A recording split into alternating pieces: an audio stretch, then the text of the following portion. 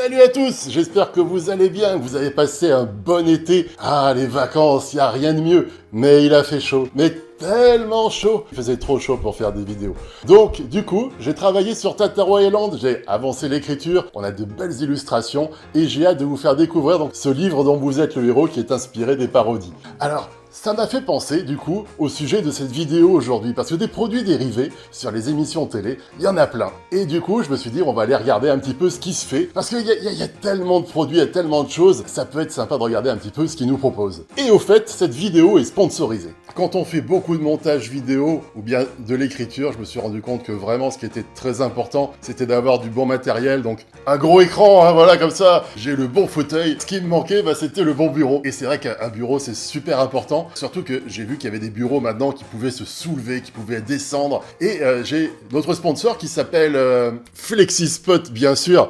Et justement, il y a le livreur qui arrive.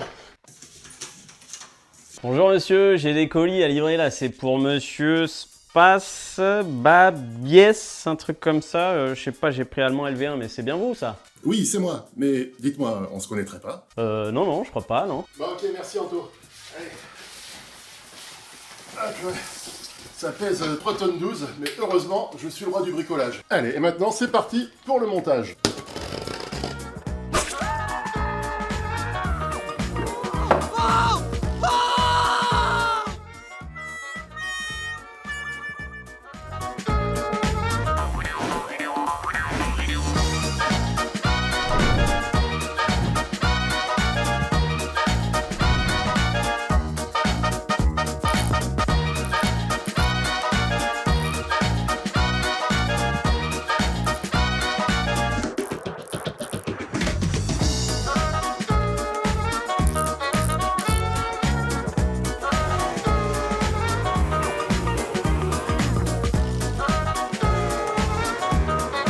Voilà, le bureau est monté, c'est terminé, ça m'a pris, allez, en gros 1 heure. Si moi j'ai réussi à le monter, vous y arriverez sans aucun problème. Donc voilà, le setup est réinstallé, c'est le futur. Regardez ça, le fait de pouvoir légèrement monter ou descendre le bureau, c'est vrai que pour le dos c'est un soulagement, mais c'est juste un confort exceptionnel. Donc un grand merci à FlexiSpot, vous avez le lien dans la description pour trouver plus de détails sur ce fabuleux bureau. Et tout de suite on va attaquer la vidéo. Alors on va commencer avec le jeu Fort Boyard. Alors, je découvre en même temps que vous parce que c'est ça qui est bien. Alors, on a les petites règles du jeu. On a, alors, un sablier. Parce que le temps c'est important dans Fort Boyard. Quand même à moitié de temps. Ouais, moitié du temps. Et il y a des énigmes. Vu comme ça a l'air plutôt sympa. Ça peut se jouer tout seul. Ouais, si on veut affronter le Fort Boyard tout seul. Ou à plusieurs. Et ça, c'est plutôt cool. Pourquoi c'est toujours la mort pour ouvrir les paquets de cartes?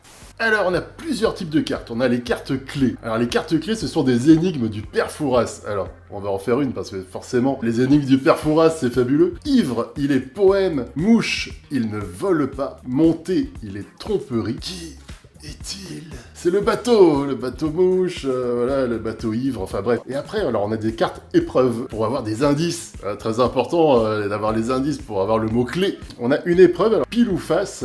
Le joueur prend une pièce de monnaie, annonce pile ou face à voix haute et lance la pièce. Bon, là on est un petit peu quand même dans le foutage de gueule.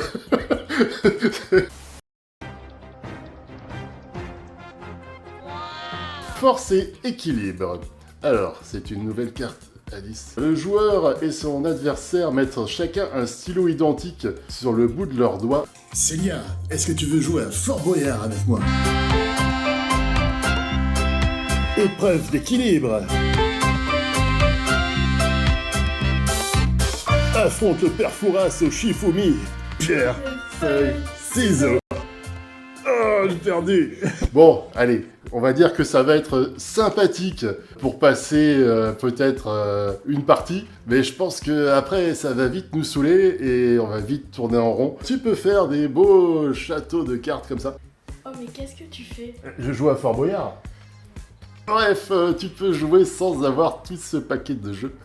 Le seul truc qui est sympa, c'est ça. Mais sinon, tout le reste, c'est pas terrible.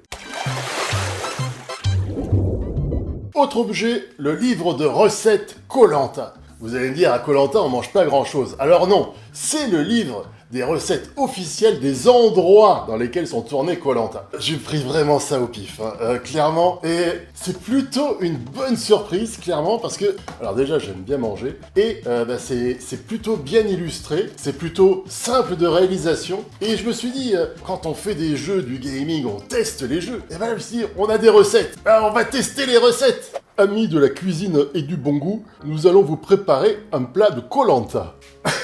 Et on va vous dire si c'est bon, si c'est facile à préparer, si c'est mauvais, si c'est dégueulasse. On va être le plus honnête possible, surtout que nous sommes des spécialistes de la cuisine. Je ne sais pas non plus pourquoi je parle comme ça. Nous y voilà, amis aventuriers. Alors si les aventuriers de Koh-Lanta, ils ont tout ça à manger, moi j'y vais demain. Alors on va commencer, franchement, l'idée, il faut que ce soit simple et il faut que ce soit bon. On va voir parce que moi je suis vraiment nul pour tout ce qui est cuisine. C'est comme pour le bricolage. Premier truc, il faut faire mariner le poisson. Je suis en train de perdre la moustache. Toi la barbe elle tient bien, hein. Alors il faut faire mariner le poisson dans l'huile d'olive. Je suis lavé les mains bien sûr. De l'huile d'olive. Alors, il n'y a aucune quantité, hein. On met un peu au hasard. On est persuadé que ça va être merveilleux. Est-ce que tu veux me couper des citrons, fidèle assistant D'accord. Comment vous appelez-vous, assistant D'accord, eux. Il s'appelle eux. Il suffit de le couper en deux pour pouvoir ensuite l'écraser de façon écrasante. Un gros plan du citron écrasé de façon écrasante. Ah, j'y arrive pas. Notre assistante, n'y arrive pas. Une technique pourtant ancestrale et bien facile. Ça me gicle dans la tronche. Je cisèle la coriandre. Allez, feu. Bon, bah je vais m'y coller, hein, puisque mon assistant ne décale pas à feu. Est-ce que ça se passe bien avec votre barbe Non. Est-ce que vous voulez qu'on échange de barbe Oui. Oh. Les yeux qui arrachent, quoi. Je vais continuer cette recette, mais les yeux fermés, puisque je suis un grand cuisinier. Pas besoin d'ouvrir les yeux. Et en même temps, c'est tellement impossible de les garder ouverts. Alors, nous allons découper ça en fines lamelles. C'est très important. On va couper les tomates en quart. Non, mais... pas avec les ciseaux.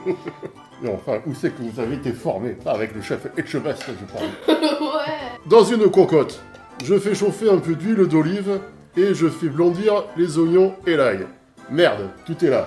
Pour la science, avec mon fidèle assistant E, nous allons tester le piment rouge et le piment vert et vous donner notre avis, nous dire lequel est le plus fort. On commence par lequel? Rouge. Rouge. Écoute, je goûte après. J'ai plus mangé ma barbe que le piment. Si on m'avait pas dit que c'était un piment, il a rien de piquant. Rien du tout. C'est du piment, mais il est pas fort. On va essayer le vert. Vert, je bouffe ma barbe. Ouais, ok, ils sont bidons. C'est peut-être parce que on était sur la pointe. Bon, on va essayer ça. Ah oui. Ah putain. Ah bon? Attends, je vais te chercher. Donc ne mettez pas 2 piments entiers parce que c'est de la folie. On va rajouter le lait de coco. Le lait de coco qui donne ce goût exotique. Voilà, ça va un peu calmer le goût du piment aussi. Donc voilà, nous venons de faire la moqueca baiana. On va faire cuire ça pendant à peu près 1 heure. Alors bon, c'est rigolo à faire, hein. Clairement, c'est pas difficile. Là-dedans, on va vous dire si est-ce que c'est bon. Allez, à tout de suite pour la dégustation de tout ça.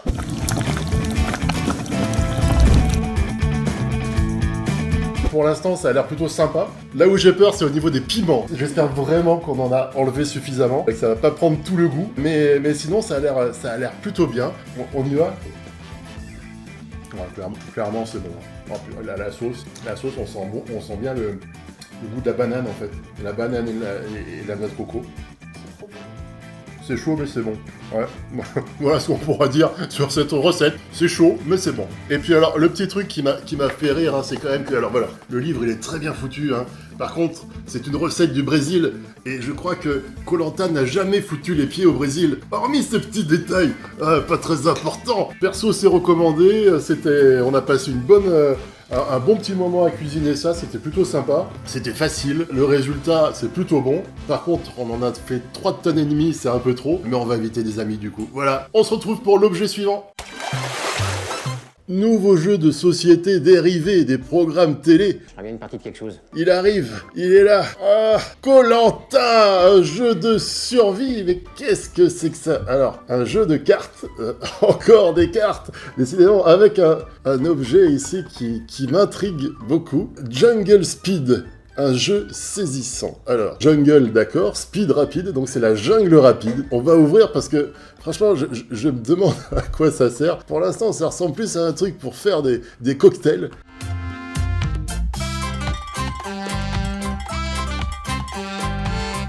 Donc on a un totem.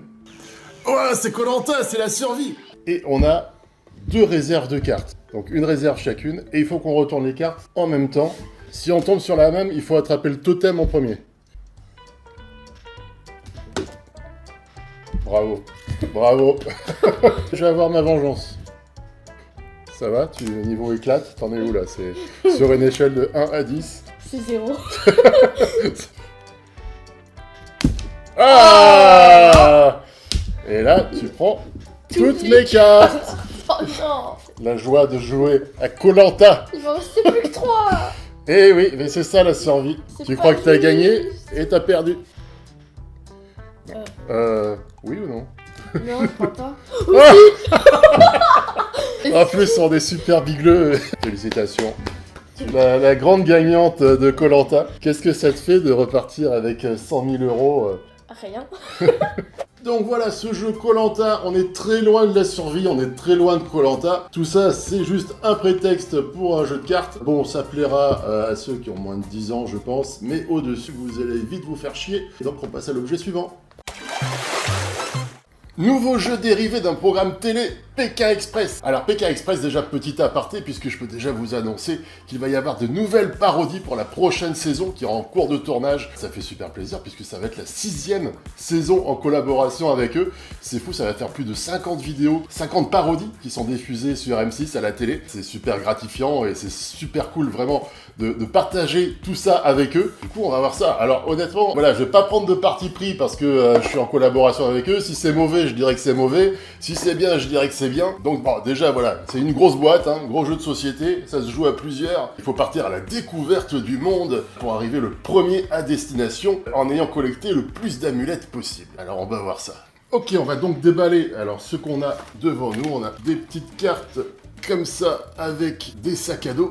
On a plein de petites amulettes, ça c'est très plaisant à décortiquer.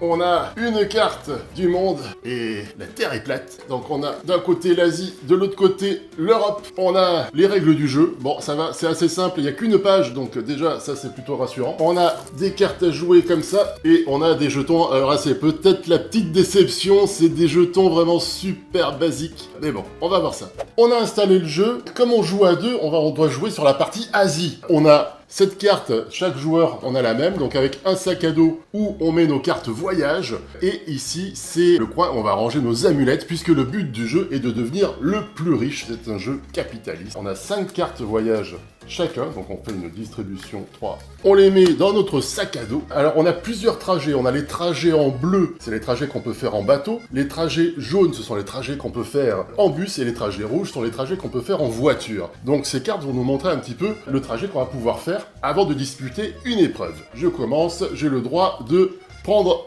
le bus. Il n'y a qu'un trajet possible, je vais à Bangalore, je quitte Bombay pour Bangalore. Le but c'est bien sûr d'arriver jusqu'à Pékin. C'est à toi.